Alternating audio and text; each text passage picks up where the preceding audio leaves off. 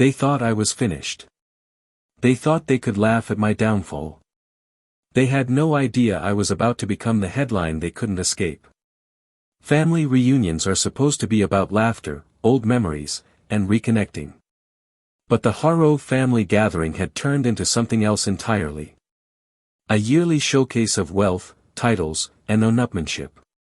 My name is Daniel Hargrove, and until 2 months ago, I was the principal software architect at StraightStack, a rising star in Chicago's tech scene. Today, I was the family's cautionary tale.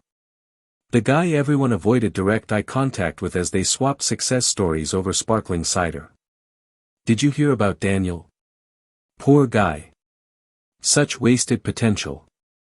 At 38, I stood near the koi pond in my uncle's palatial backyard, swirling a drink and watching my cousins dominate the evening. Jessica, who just made partner at a major law firm, beamed as she detailed her latest courtroom victory. Her brother, Evan, a venture capitalist, held court, bragging about a $200 million zero acquisition he helped broke. Daniel, Evan called out, voice dripping with false warmth, loud enough for the crowd to turn and smirk. Come join us. We're talking about career pivots. His grin said it all. He'd waited years for this.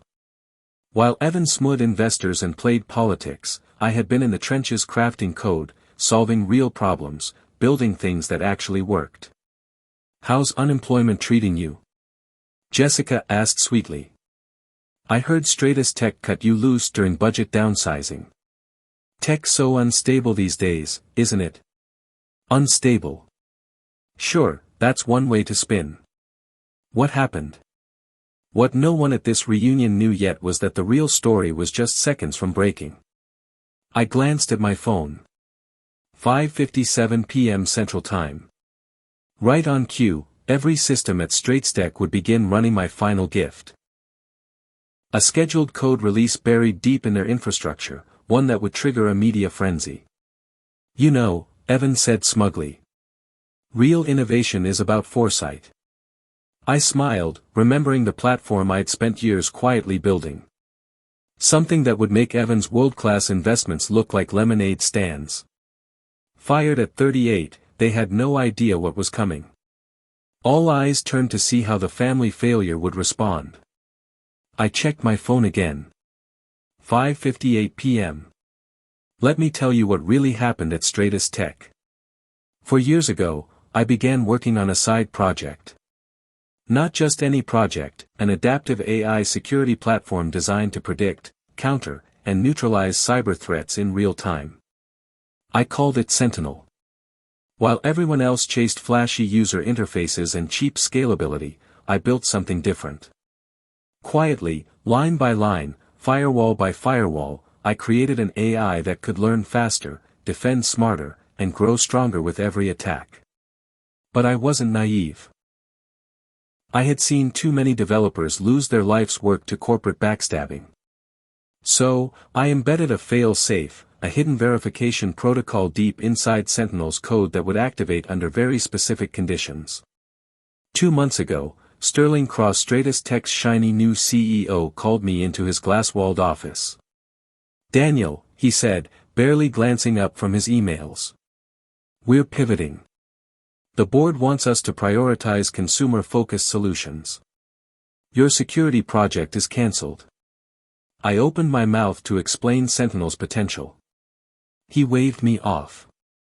We've already sold the code to a private defense group. You're being let go. What Sterling didn't realize was that I had seen this coming from the very first line of code. The next day, headlines exploded.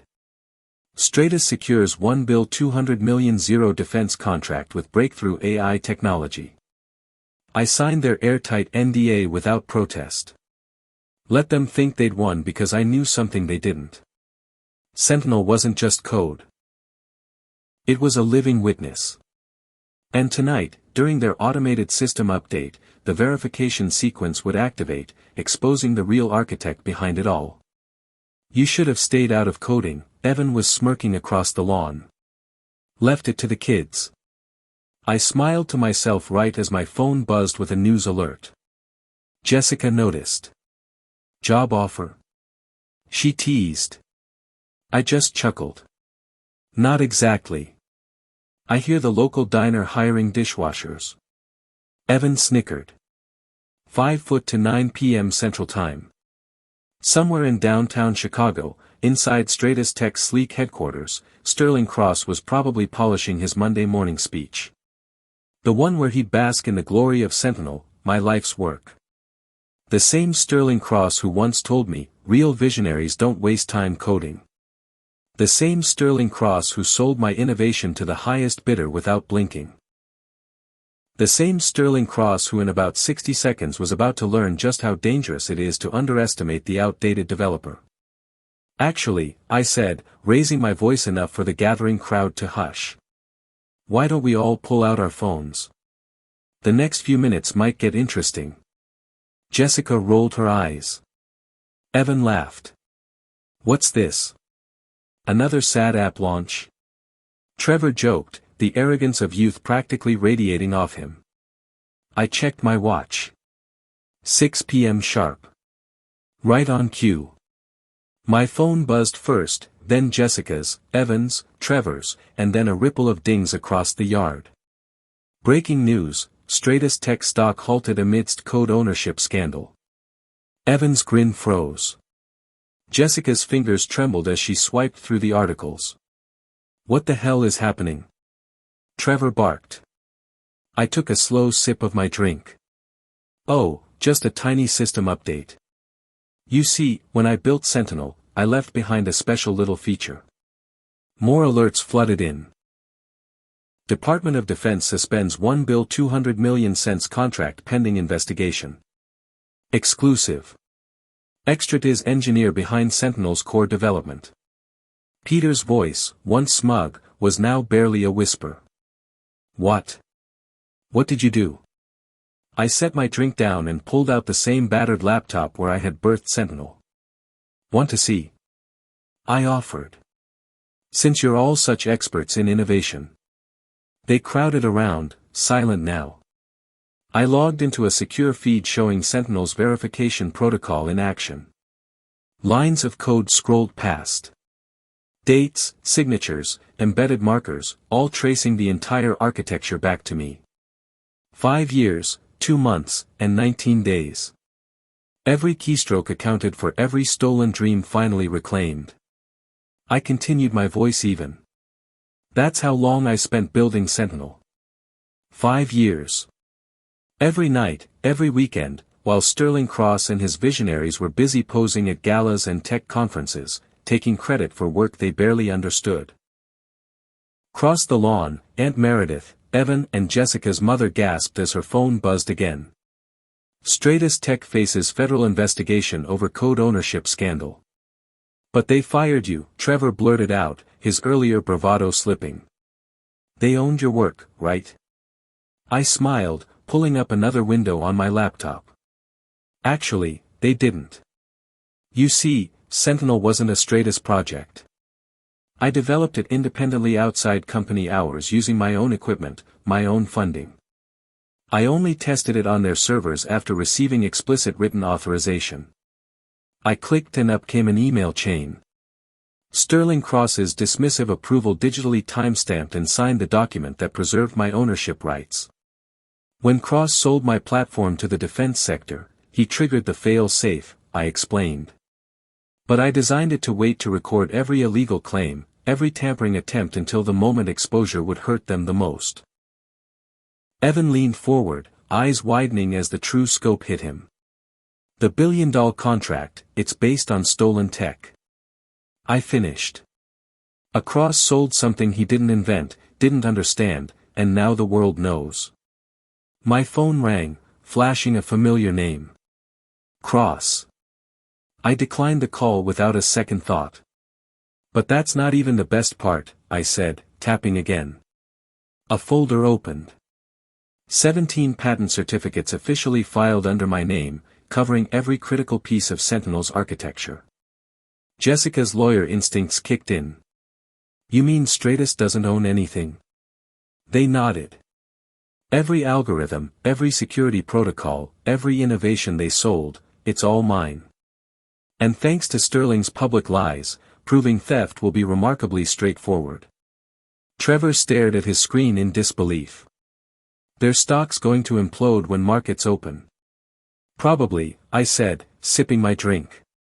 Fraud tends to be bad for business. More phones buzzed. Lawyers, reporters, investors.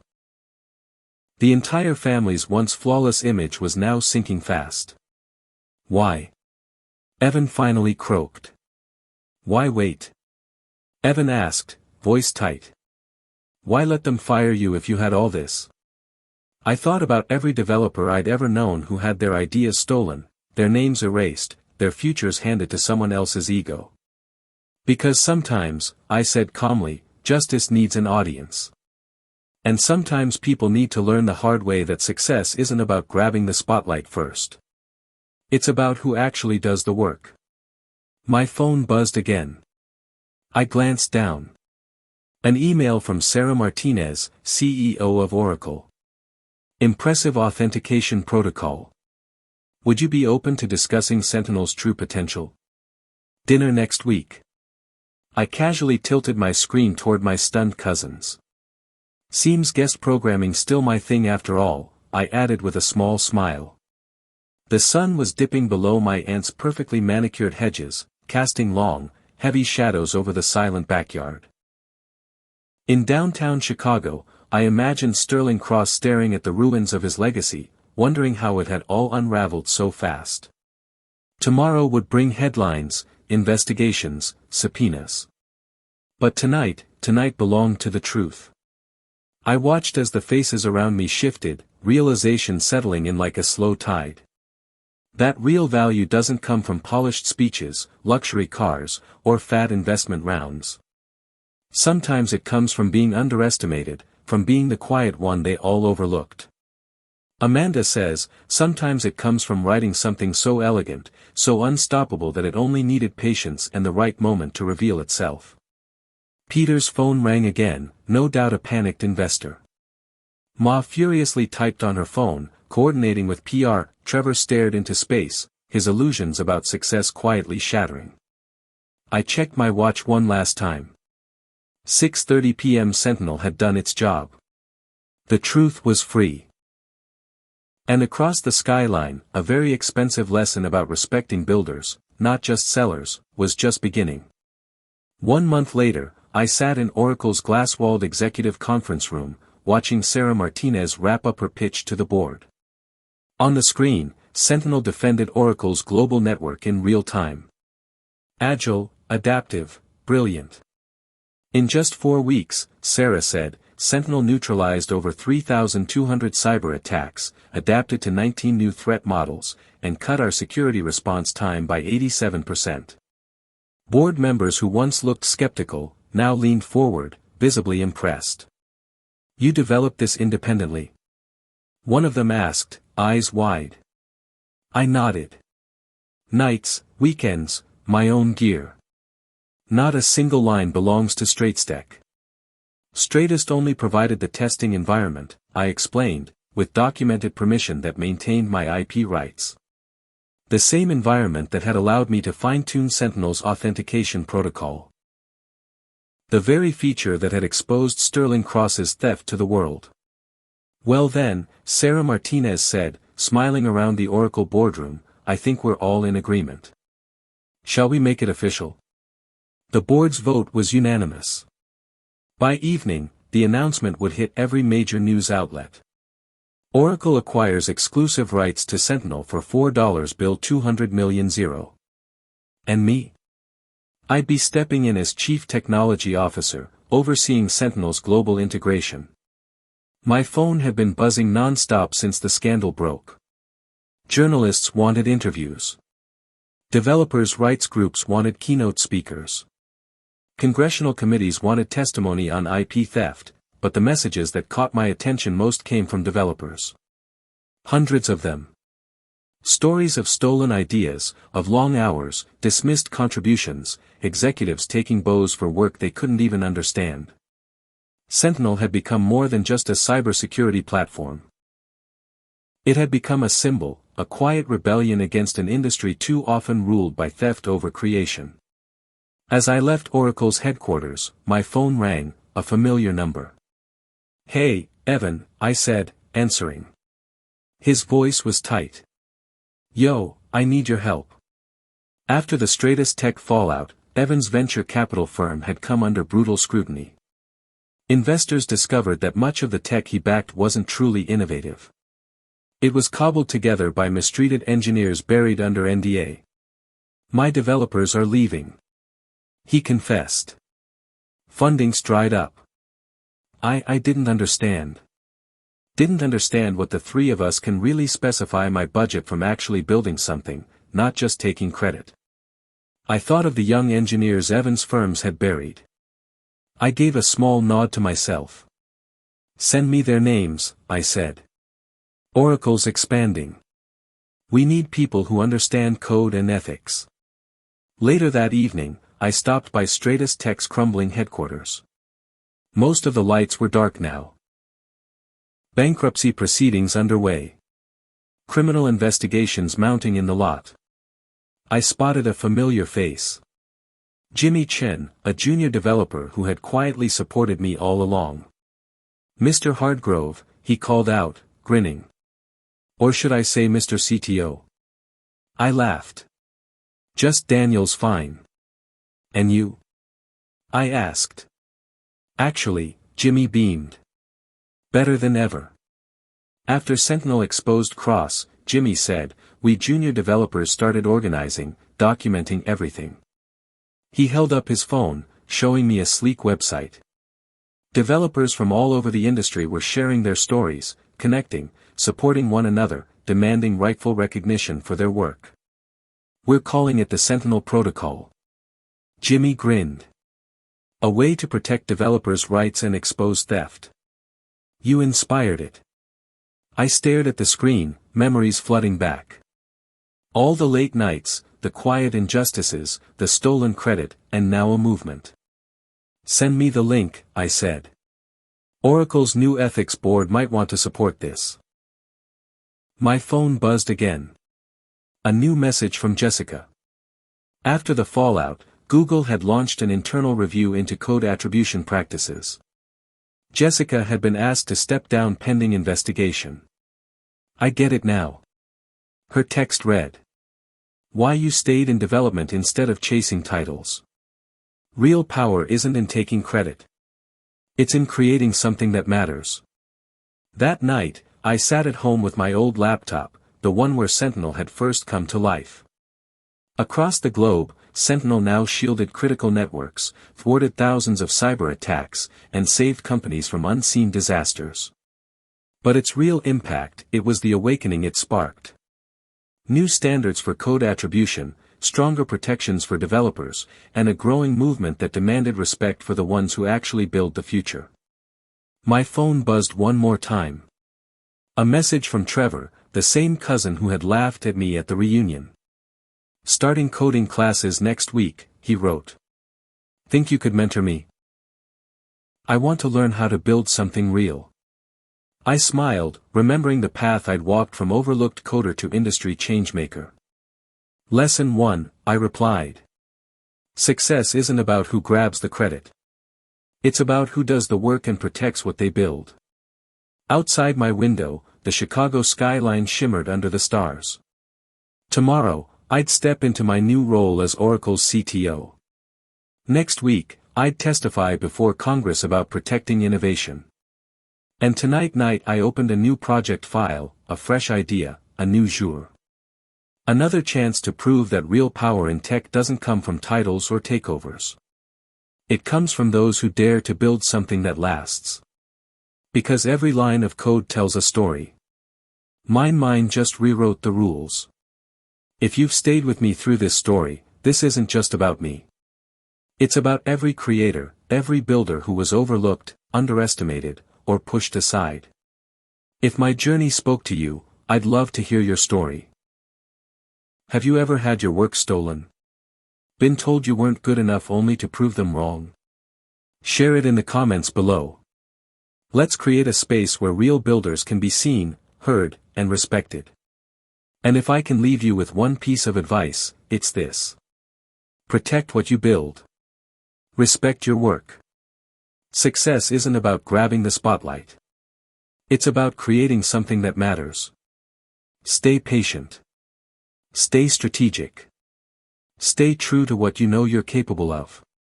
The world might not recognize your worth at first, but real value always reveals itself in time. We are the makers, the ones who turn ideas into reality. Never let anyone steal that from you. If you believe in building a future where creators are valued, don't forget to like, comment, and subscribe to the channel. Your voice matters here. Let's build something better.